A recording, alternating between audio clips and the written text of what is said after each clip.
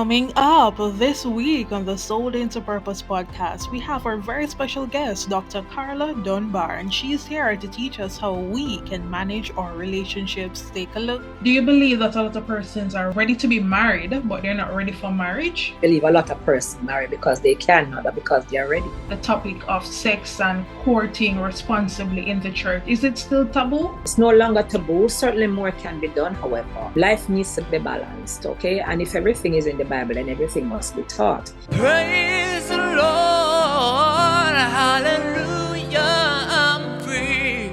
I am Bishop Dr. Carla Dunbar, your marriage and family therapist. I want you to join me on Soul into Purpose, an innovative and very soul-searching podcast. SIP, Soul into Purpose. Purpose conversations, greater motivation. It's time to heal the nation.